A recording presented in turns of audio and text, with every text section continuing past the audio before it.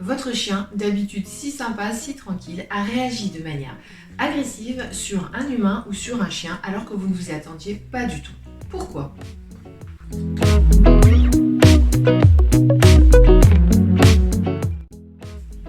La réactivité, c'est toujours quelque chose de multifactoriel. Aujourd'hui, je vais vous parler d'un facteur en particulier qui s'appelle l'accumulation de déclencheurs ou l'accumulation de pics émotionnels.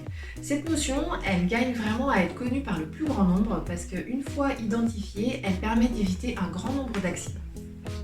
Pour bien comprendre ce concept, revenons rapidement sur ce qu'est une émotion et comment le chien la vit. On va avoir 4 paramètres importants.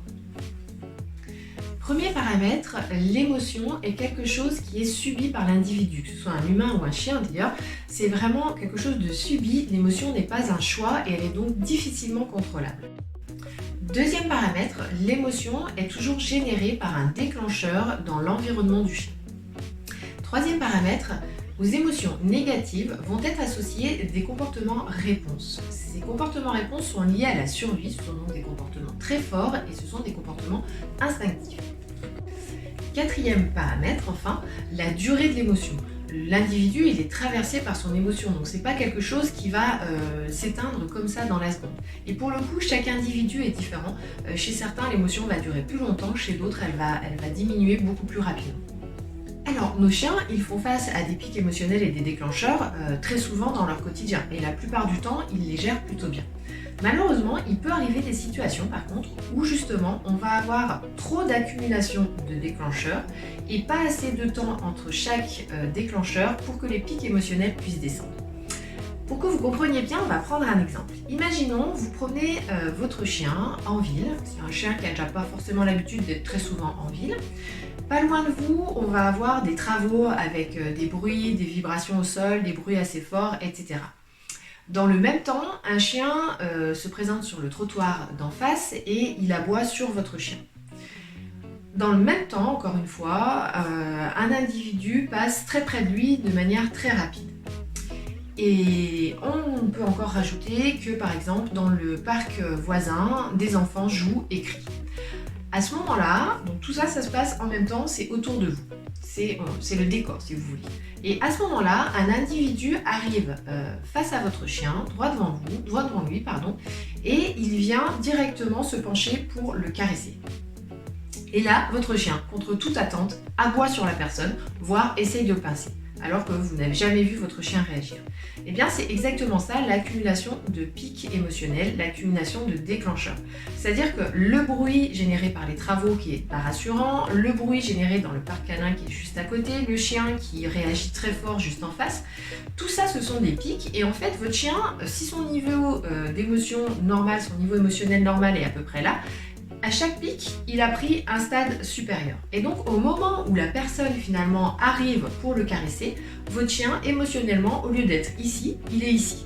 Et donc, en fait, c'est juste le pic de trop, le déclencheur de trop, qui va faire que le chien, là, se retrouve submergé par son émotion et donc va être dans la réaction et dans la protection de lui-même, en fait. Donc, votre chien, au bout de sa laisse, d'un coup, se met à réagir.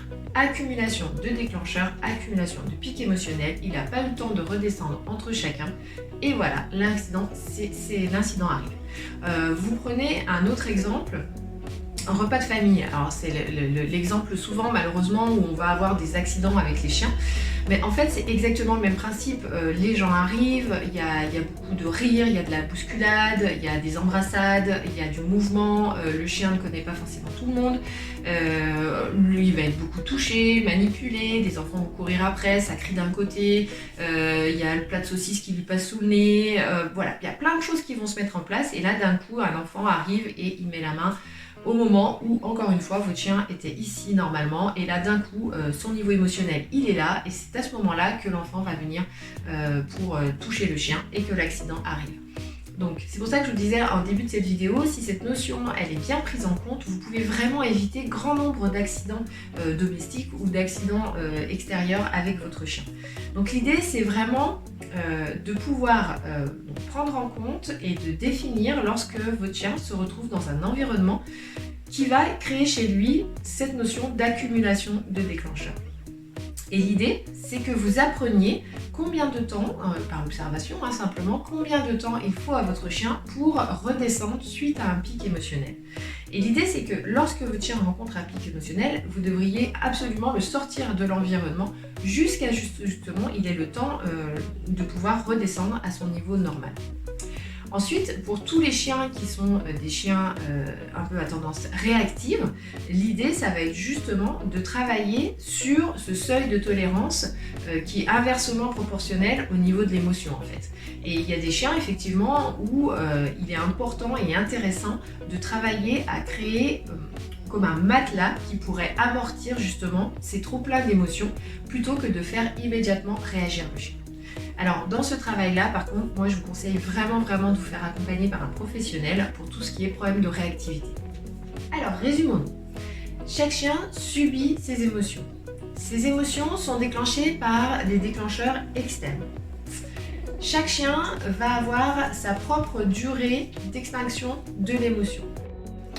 Aux émotions négatives sont associés des comportements-réponses liés à la survie, donc des comportements forts. Chaque chien a son seuil de tolérance propre et l'idée, ça va être de, justement pour vous, d'identifier le seuil de tolérance de votre chien et de travailler à faire en sorte qu'il soit de plus en plus élevé. Et comme d'habitude, si cette vidéo vous a aidé, n'hésitez pas à la partager, à mettre un petit pouce bleu et à vous abonner à la chaîne. À bientôt!